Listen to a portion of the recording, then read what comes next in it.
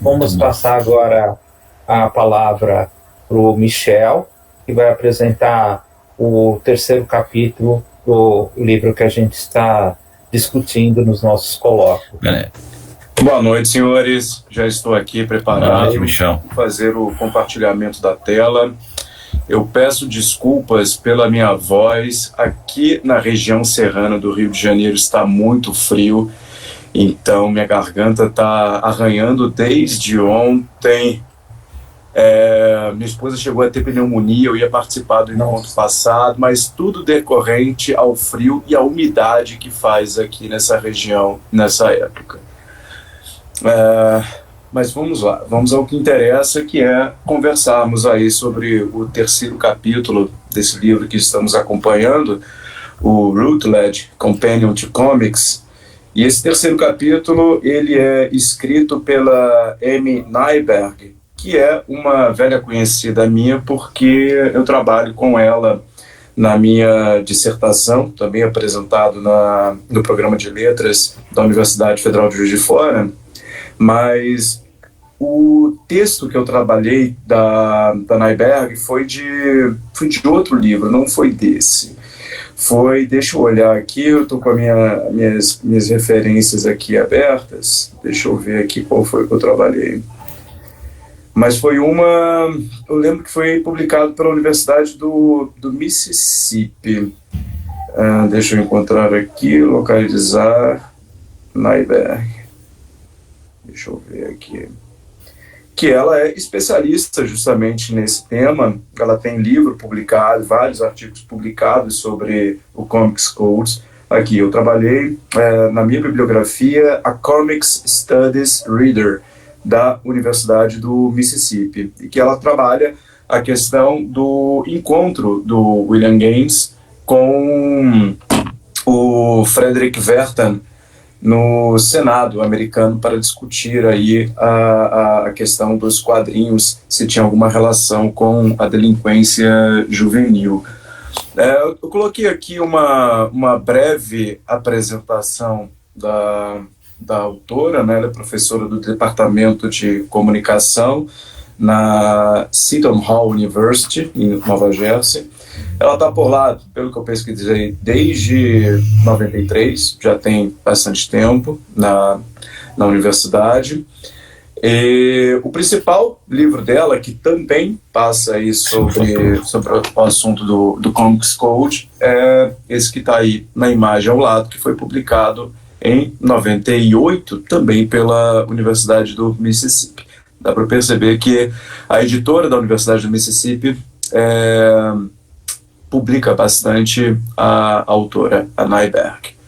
Qual foi a proposta dela nesse ensaio desse terceiro capítulo? Foi justamente analisar o surgimento do Comics Code, que acontece lá em 54, e é um trabalho assim bastante documental, historiográfico, porque ela vai trabalhar aí com 60 anos de informação. É claro que existem aí intervalos de bastante ócio, porque o Comics Code deixa de ser relevante principalmente ali na década de 80 para frente, até o seu fim ali em 2011. Né?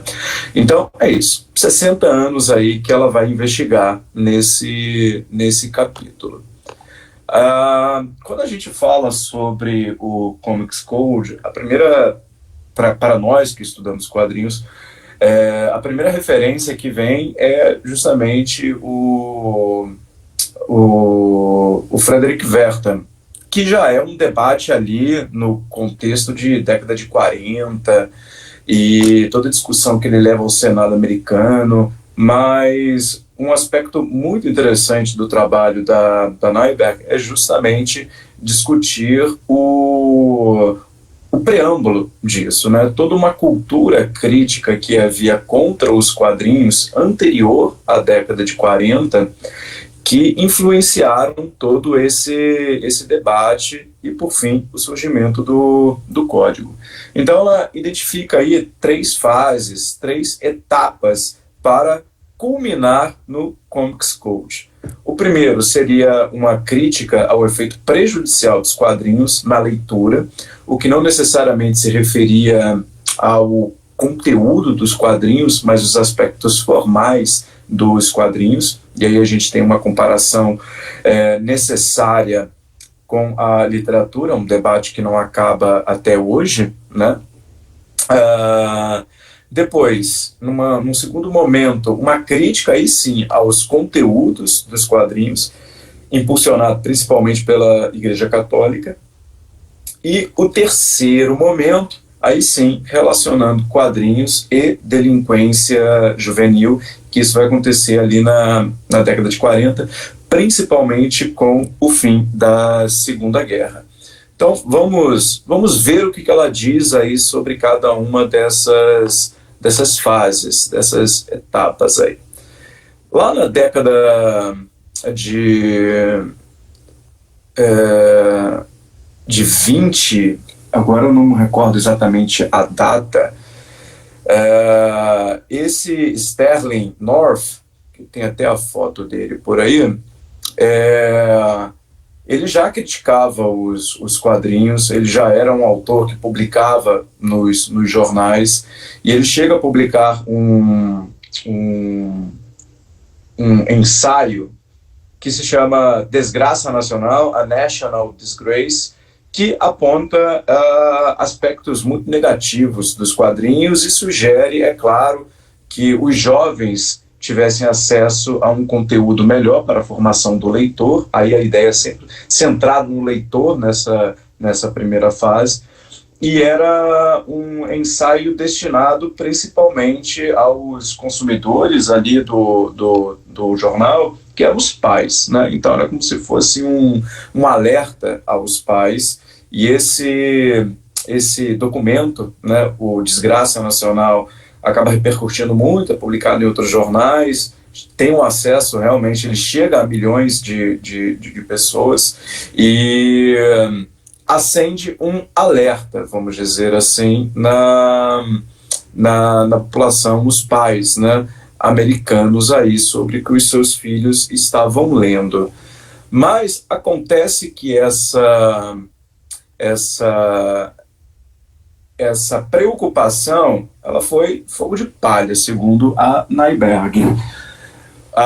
Os pesquisadores, né, quem estava na academia, começam a estudar a questão, e ela chega a citar o doutor Paul Witt, que é o professor da Universidade de Northwestern, que ele identifica na sua pesquisa que não haveria nenhum problema nesses aspectos formais do quadrinho, na formação do leitor, e que o leitor de quadrinhos, aquele mais assíduo, continuava tendo um vocabulário rico, variado e geralmente louvável nas palavras aí do próprio autor.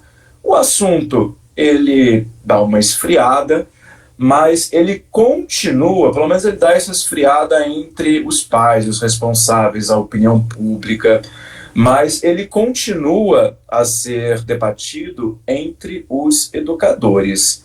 Então, aqueles que não eram os pesquisadores em universidade, mas aqueles que eram educadores, principalmente aí, estamos falando dos anos de formação de um jovem, esses educadores, eles se sentiam ainda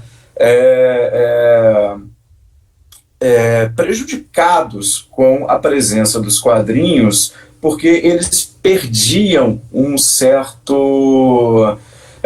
curadoria de leitura com os jovens. E eles continuam, né, criando, né, a partir desses educadores. A Nyberg, ela diz que o estigma que a gente tem dessa relação entre quadrinhos e uma leitura infantilizada vem justamente dessa época aí, desses educadores. A próxima fase, então a gente encerra aqui essa primeira fase, que era justamente uma crítica aos aspectos formais. Uma segunda fase, aí sim, ela se volta para o aspecto do conteúdo, né?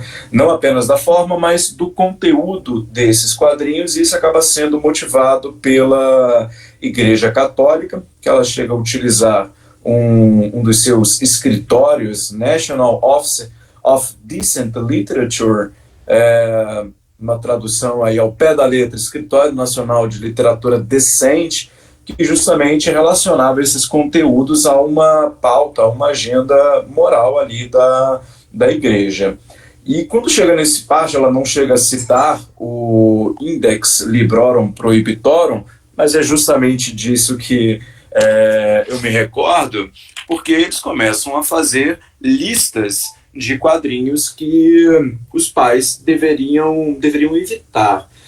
E essa força da Igreja Católica e essas listagens, né, do que poderia ser lido pelos jovens começa a serem multiplicados em outros âmbitos. Inclusive, ela cita uma revista, a revista Parents, que também começa a publicar as suas próprias listas e conjugando, né, na verdade, orientando aos pais aquilo que os seus filhos poderiam ler para evitar conteúdos fora da moral, né, amorais.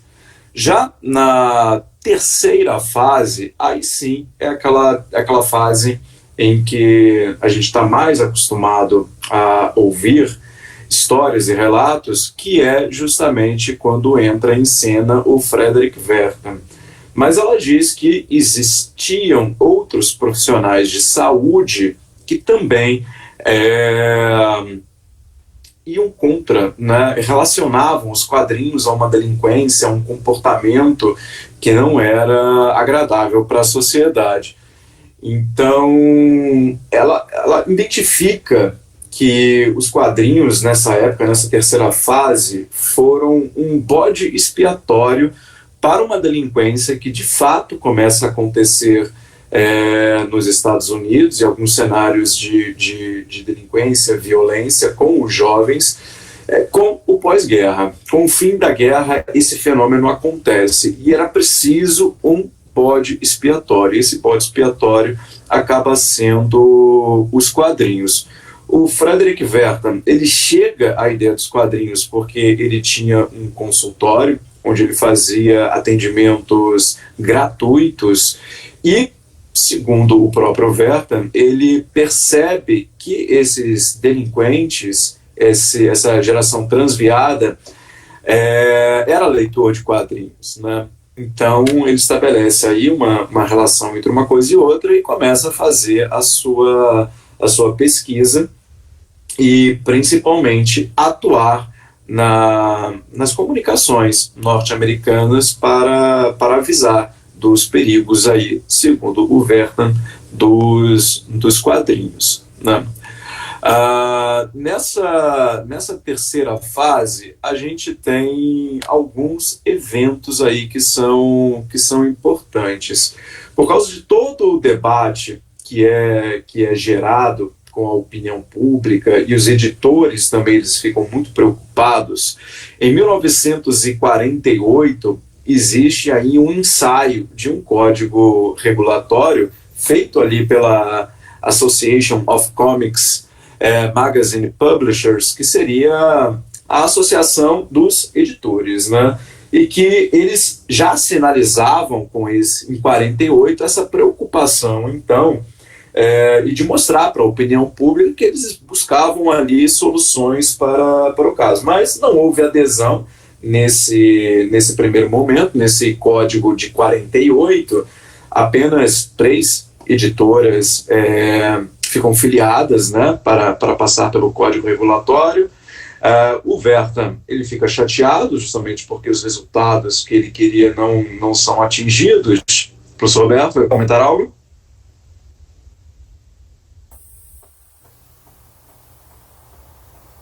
Alô, professor Roberto? Oi, melhorou. Tá picotando alguma coisa? Sim, o som. Mas acho que agora melhorou. Tá. Vou tentar colocar aqui numa melhor posição. Então, o Werther, depois desse código, do insucesso desse código de 48, aí sim ele vai publicar o seu livro, que é aquele que a gente tinha colocado aqui, o Seduction of the Innocents, que seria, numa tradução assim, ao pé da letra, né, sobre o inocente que é seduzido, né, pelos quadrinhos e relaciona aí com a delinquência. Então, ele se torna um ativista em relação aí ao aspecto ruim dos quadrinhos, na formação desses jovens, no aspecto ruim relacionado ao comportamento. E isso continua ecoando na opinião pública, até que chega um momento em que o Senado americano precisa intervir e vai fazer, né, uma audiência para tentar entender aí os efeitos disso. Na verdade, a Nyberg, ela informa que essa audiência não tratou apenas de quadrinhos, seria uma relação das comunicações de massa, inclusive os quadrinhos, na formação aí do comportamento dos jovens. Nessa audiência estiveram presentes as duas figuras que eu comentei no início, William Gaines, que era o editor da AC Comics, que eu trabalhei, que publicava a Mad, que foi do meu trabalho da minha dissertação de mestrado, e também o Werther estava por lá. E o resultado dessa audiência, do encontro entre os dois, entre o Gaines e o Werther, inclusive se torna capa do The New York Times, por exemplo, né? Aí depois, deixa eu colocar, não, vamos continuar por aqui. Então, ali em 54, né, depois aí desse encontro no Senado, os editores, eles também ainda preocupados em dar uma resposta aí para a opinião pública, eles pensam então em criar um código autorregulatório. E não existe muito planejamento para esse código. Eles pensam, não, temos que fazer alguma coisa, existia uma necessidade imediata de dar uma resposta. O próprio William Gaines, ele queria que, na verdade, a questão ainda fosse estudada por especialistas, mas os editores, no geral, relacionados aí à sua associação, queriam mostrar aí que estavam fazendo alguma coisa. Então eles pensam num código autorregulatório, pegam um modelo que já existia, que era um modelo já existente na indústria cinematográfica, e fazem ali uma divisão em 3 partes para explicar como é que aquilo ali iria funcionar. Então, no texto ali, né, dividido em 3 partes, o código impôs diretrizes rigorosas em diferentes gêneros de quadrinhos. A parte A tratava dos quadrinhos relacionados a crimes, principalmente histórias de detetives, né, onde havia uma investigação ali sobre crimes. A parte B proibia quadrinhos de terror com ilustrações consideradas sórdidas e macabras, o que completamente acabou com os quadrinhos de terror, que vendiam muito. E a parte C estabelecia padrões gerais para todos os quadrinhos, incluindo regras sobre diálogo, traje, religião, casamento e sexo. Uma coisa interessante é que não era possível que as histórias, inclusive, tivessem a prevalência do mal sobre o bem. Nenhuma história poderia ser contada em que o mal prevalecesse, e isso estava ali nos códigos. Sobre os quadrinhos de terror, ficavam proibidos não apenas figuras sórdidas, mas personagens também clássicos do terror, como zumbis eram proibidos, vampiros eram proibidos, lobisomens eram proibidos. Na capa, as palavras horror e terror também eram proibidos, o que definitivamente acabou com o gênero, né? Então, nasceu o código e ele começa a aparecer ali na capa dos comics, das revistas, né? A gente pode ampliar aqui um quadrinho de faroeste aqui com o seu aprovado pelo Comics Code. Em dezembro de 94, alguém vai comandar, então, esse departamento para legislar, né, com o Comics Code. Quem é escolhido foi um juiz, o nome dele tá ali em cima, Charles Murphy. O próprio Vertan, ele chegou a ser pleitearam ali, né, se ele queria fazer parte disso, ele se recusa e acaba que esse juiz, Charles Murphy, assume o comando ali do cumprimento do código. E as informações que a gente tem ali daquele ano de 54 é que 126 histórias sofrem alterações, mais de 5.600 imagens também sofrem algum tipo de alteração, e ele também trabalha com uma comitiva profissional assim, de mulheres, né, no sentido de mães, aquela figura materna da família em que deveria cuidar aí dos bons costumes. A autora do capítulo, a Nyberg, ela diz que as editoras elas pagavam ali uma taxa para que os quadrinhos fossem avaliados pelo Charles Murphy e a sua equipe, e que desse dinheiro que entrava das taxas, basicamente saiu o salário deles e também muita publicidade para a importância do código, né? Então, depois aí do código, nós temos aquele cenário de quadrinhos que vinha sendo construído com o Velho Oeste, com as histórias de detetive, com as histórias de terror, simplesmente acabam, porque o código impossibilita que essas histórias fossem contadas daquela maneira que estava acontecendo. Evidentemente, existe uma queda na qualidade e também uma queda nas vendas desse mercado, desse segmento, o que também se relaciona com o advento ali da televisão nas casas, e realmente essa competição, né, entre as mídias. Então, naturalmente, as vendas iriam cair mesmo. Inclusive, a Mad é uma revista que satiriza bastante essa competição, né, entre os quadrinhos e a televisão. Então, as pessoas precisavam se reinventar. Daí surge um segmento que acaba crescendo, que é justamente os de super-heróis. A DC Comics com a sua Liga da Justiça, a Marvel com seu Quarteto Fantástico, e ali na década de 60, então, nesse novo cenário, também existe aí um florescimento do quadrinho underground. E a gente poderia citar o Harvey Kurtzman, que foi o criador da Mad, que é considerado um dos pais, né, do quadrinho underground ali na década de 60, porque existe também um crescimento de comics shops, e esses quadrinhos undergrounds eles eram feitos sob encomenda e que não participavam ali dentro dessa lógica de distribuição e Comics Code.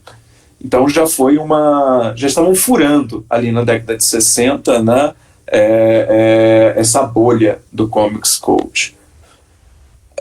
Na década de 70, na década seguinte, existe uma história do Homem-Aranha na edição 93, eu coloquei uma imagem aqui, 97, Amazing Spider-Man de 97, que traz uma história que tinha o tema das drogas e que foi uma história que foi solicitada pelo que seria o Departamento de Saúde, talvez seja o nosso equivalente ao nosso Ministério da Saúde, e que era justamente para alertar os jovens sobre os riscos e os perigos das drogas. Acontece que, pelo seu conteúdo, ele não é aprovado pelo Comics Code, Ele é publicado assim mesmo, tanto que aqui na capa a gente não encontra o selo.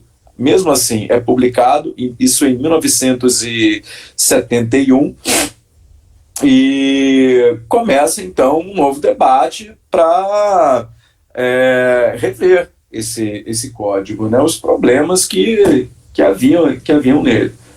Então, depois de bastante conversa entre os editores e o Charles Murphy, existe aí um consenso que esse código, então, iria passar por uma reforma, e essa reforma acontece em 1971. Então, ele dá uma afrouxada em 1971 nesse código. Todos os editores, eles colaboram, eles enviam sugestões de como poderia ser esse código, e a síntese dessas sugestões resulta aí nesse código de 71. O que acontece nesse código de 71? Ele vai permitir histórias de terror, mais uma vez, mas não poderia utilizar o título terror ou horror nas capas. Alguns personagens não poderiam ser ilustrados como zumbis, mas ao mesmo tempo vampiros e lobisomens começam a poder. Até o Frankenstein poderia. Aí tem uma contradição, né? Um zumbi que é um morto-vivo não pode, mas o Frankenstein, que é morto-vivo, e o vampiro, que também é um morto-vivo, pode. Tinha essas contradições. Mas daí existe um novo segmento de terror acontecendo ali a partir da década de 70, mas que estava muito aquém do que foi no seu auge, né? Esse código ali de 71, ele, na década de 80, eles vão pensar em reformular, mas acontece que ele não é reformulado, e o Comics Code já, a partir dali, começa a declinar. Declinar por quê? Porque não existia nenhuma legislação que impedisse que o quadrinho fosse publicado se não passasse pelo Comics Code. Tanto que o quadrinho do Homem-Aranha aqui, ele é publicado assim. Mas havia uma pressão dos distribuidores para que o seu conteúdo apresentasse, né, que eles estavam trabalhando e distribuindo, apresentassem ali o selo em suas capas. Então, essa pressão vinha não mais assim da sociedade, propriamente. Lembrando aí, década de 70, a gente já estava passando pela contracultura, e essa pressão ainda era exercida pelos distribuidores. Então, eis que surge uma figura aqui interessante, que é o Phil Selling, acredito que seja assim, Phil Selling. Ele pensa, não, vamos modificar aí esse sistema de distribuição. Então, se antes esses distribuidores, eles distribuíam para vários segmentos varejistas, farmácia, bancas de jornal e inúmeros outros itens, ele pensa, não, vamos fazer aqui um acordo com as editoras, eu compro os quadrinhos das editoras com um precinho aí um pouco mais em conta, mais interessante, e eu mesmo, ele tinha uma empresa de distribuição, e eu mesmo faço a distribuição nos comic shops, nos jornalistas, etc. Então, esse Phil Selling, ele quebra esse monopólio que havia da distribuição tradicional.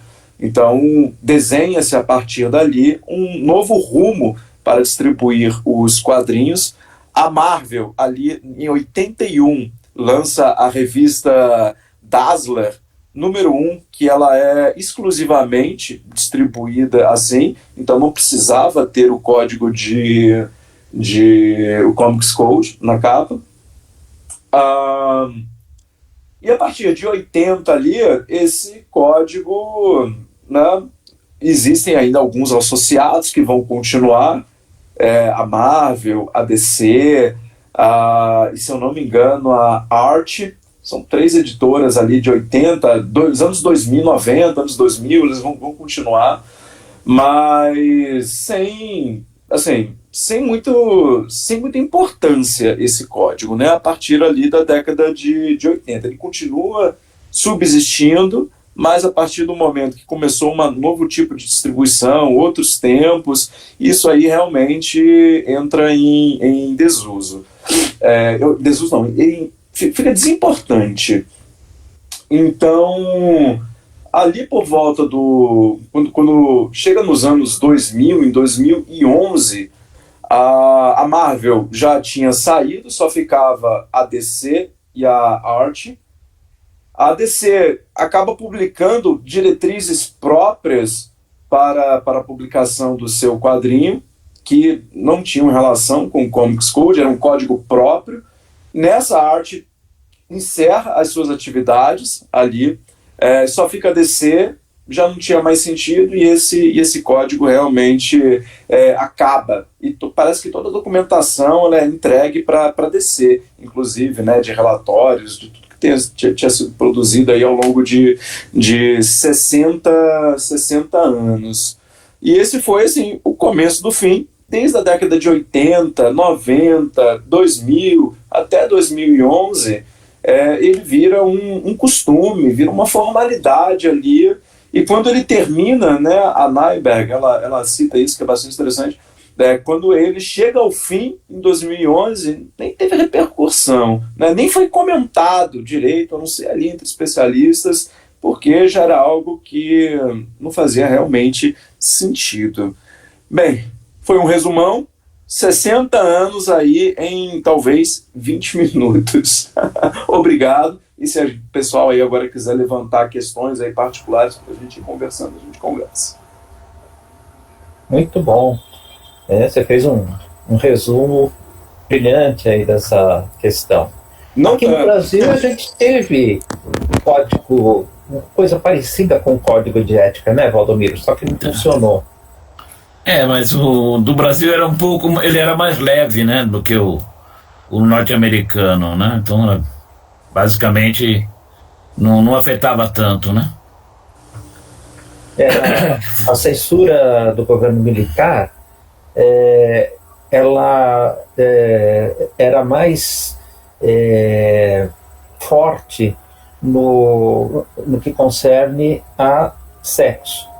Então, teve, por exemplo, na revista Grilo, uma história do Robert Crumb que não termina, porque cortaram os quadrinhos por causa da questão sexual. E teve bastante censura também naquelas editoras que tinham revistas de conteúdo sexual, como a Edrel, né, e várias outras. Uhum. Isso aí o Gonçalo Júnior conta bem, né, no livro dele. No segundo Sim. Guerra dos Gibis, lá, que eu não lembro o título exato. Que ele fala justamente dessas editoras pequenas. Essas editoras, né? Mas muitas delas também foram à falência por uma questão gerencial, né? De mercado. Né? E eu acho que aqui no Brasil o pessoal não ligava muito para quadrinho, para considerar algo nocivo. Em outros países também. A censura só ficou, eu acho que se debruçou sobre os quadrinhos naquelas revistas que tinham especificamente um chamado sexual, digamos assim, um chamado para adultos. No resto, a censura achava que era coisa de criança, quadrinhos. Era coisa de criança, né? E as próprias editoras... Mas tinha autocensura. Né? Já fazia sua autocensura, né? A Abril era muito rígida nisso daí, por exemplo, né? Tinha até não me lembro o nome de japonês que era responsável por isso, mas o pessoal falava muito, era um japonês que era o responsável pela parte, digamos assim, moralizante da editora nessas décadas aí de 60, 70, acho que até 80 ele foi, não me lembro o nome dele.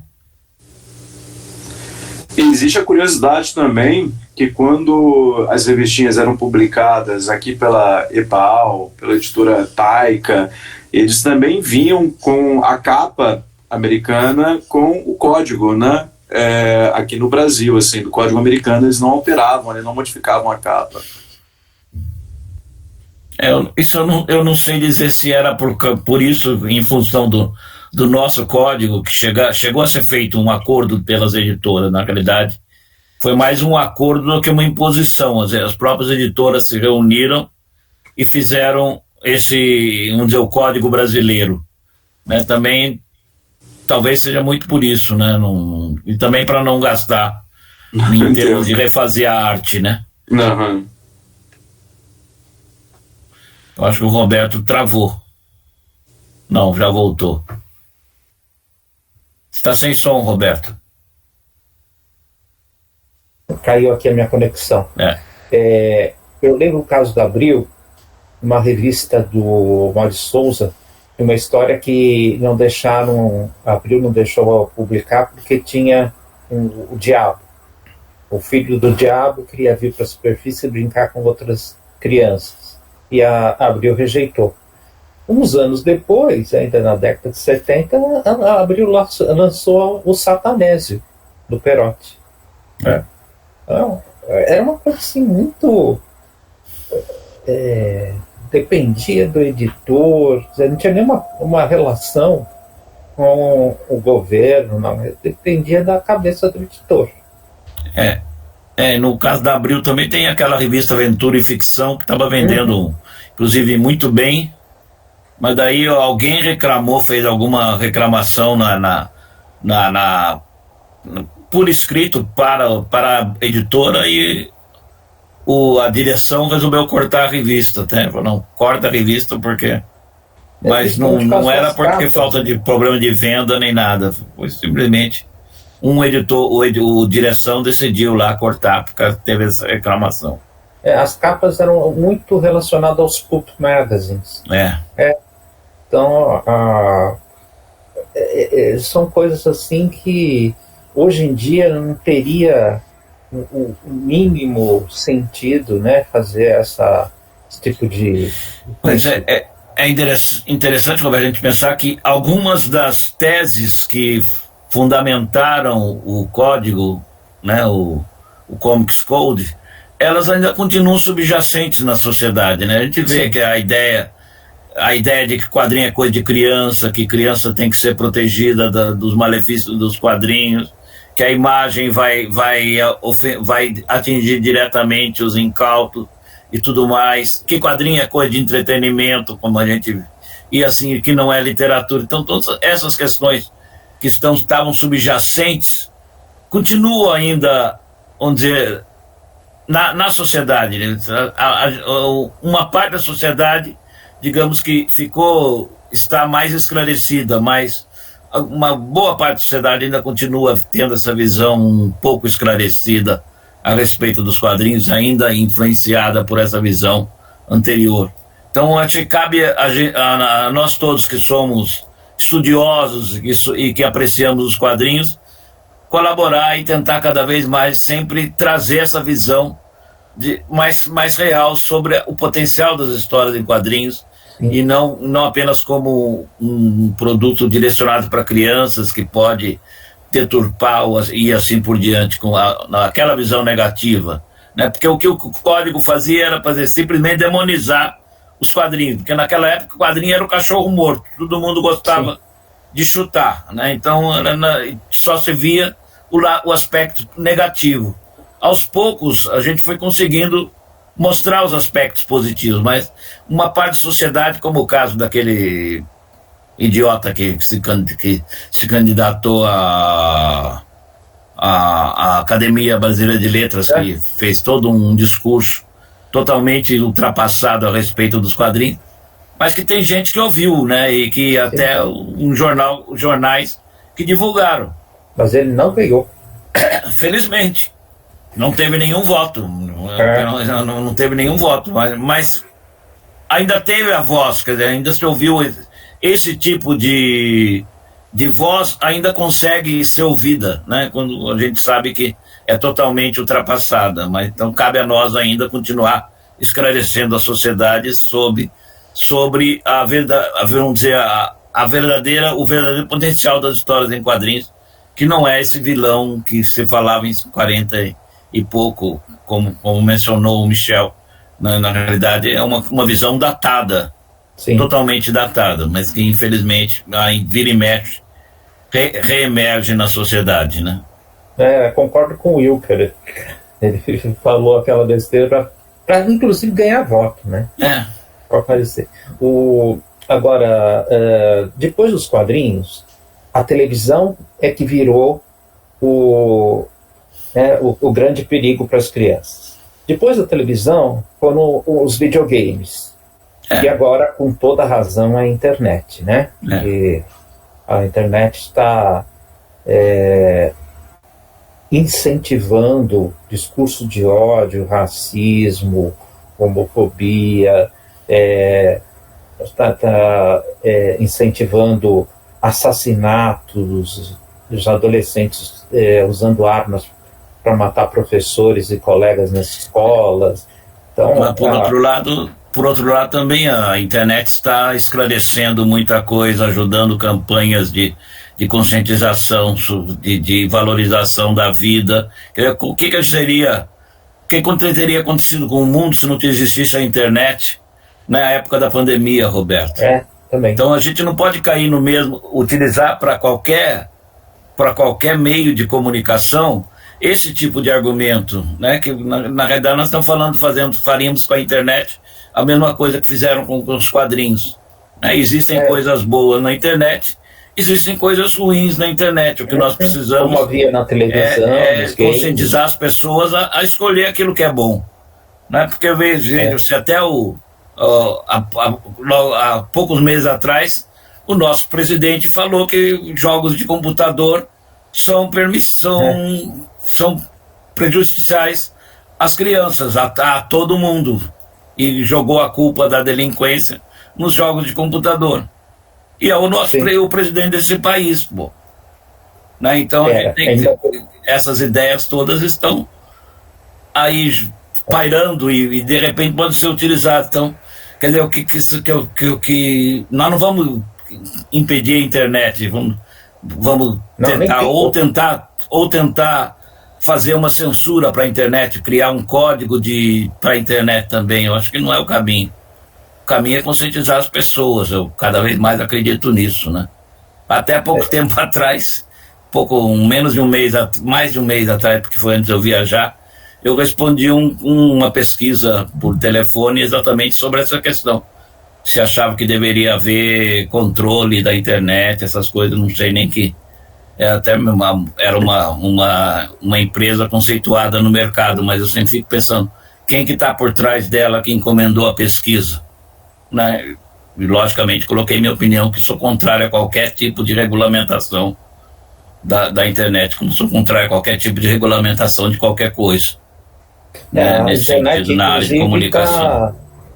Inclusive serve de canal para a difusão dos quadrinhos. Exato. Né? E nós temos também uma mudança de orientação. Os professores cada vez mais querem utilizar quadrinhos em sala de aula. O que nos anos 50 era o contrário.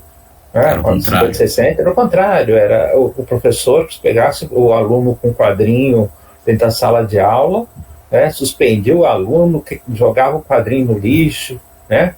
E eu passei por isso. Eu passei por isso na década de 60. Tive quadrinho jogado no lixo e tive minha mãe chamada na escola para falar que eu estava lendo gibi na sala de aula. Eu nem levava na escola, não. Porque e outra coisa, dentro da universidade também, quando eu fiz minha dissertação de mestrado, eu fiquei com receio de pesquisar quadrinhos, porque eu achava que não iam me levar a sério. E provavelmente não iriam naquela época, metade dos anos 80. E hoje não. Hoje você faz uma dissertação, uma tese, uma pesquisa sobre quadrinhos, as pessoas falam que legal. Houve também momentos em que pessoas falavam, que eu tinha já uns 40 anos, as pessoas falavam, você ainda lê quadrinhos? Como se quadrinhos fosse só para quem lê a Turma da Mônica, né? História, linguística, né? E mais uma coisa também interessante é que mudou a forma do público se relacionar com o quadrinho. Hoje a gente encontra o quadrinho na livraria, nas comic shops especializadas, que não são o espaço da criança, né? Então você tem também uma mudança, isso é estratégia de marketing, mas você tem uma mudança na relação do público com os quadrinhos, né? Você vai comprar uma edição encadernada da, sei lá, Guardiões da Galáxia, que custa R$70, que junta meia dúzia de edições que custavam, sei lá, R$9,90, mas é encadernado, né, com papel bom, e quem compra isso não é criança, são adultos que gostam daquele personagens, ou gostam dos quadrinhos da Marvel, ou gostam de quadrinhos, ou pegam porque é capa dura, né? Então essa relação mudou bastante. A gente vê nos eventos, tem muito adulto participando, quase não tem criança. Isso é ruim no sentido o público não se renova, né? Mas aqui no Brasil, pelo menos, a gente tem o Maurício de Souza, que pega essa criança, pega o adolescente com a Turma da Mônica Jovem, o pré-adolescente, né, com a Mônica 13, e depois o adulto com as gráficas MSP, né? Então ele vai, o Maurício tem esse lado positivo de formar um leitor desde a infância até a fase adulta. Por isso que eu votaria nele para a Academia Brasileira de Letras, mas eu, infelizmente, não sou eleitor, então... Então. Bom, estamos nos aproximando do final do nosso colóquio. A gente vai solicitar ao Gazi que apresente para nós o trabalho que ele levou à França. França, não? Foi. É França. E aí a gente... eu faria uma proposta indecente para o Gazi. Falaria para ele fazer as 2 apresentações. Porque também está bem na área dele, é de underground. Pode ser, legal. Que é o capítulo 4, e ele tem o livro, né? Tem o PDF do livro. Ele tem. Então, a gente conversa com o Gazi, acho que dá foto. Vamos fazer. Foto. Todo mundo abrindo as janelas aí, mostrando a carinha. Muito bem. O Wilker, vamos lá, o Michel, Leandro. O Leandro tem 2 vezes, o Leandro tem dupla personalidade, ele está em 2 lugares aqui. Obrigado pela presença. Beleza, então, gente. Um prazer encontrá-los. Tchau, tchau. Boa noite. Bom final de semana para todos. Até o próximo. Bom final de semana.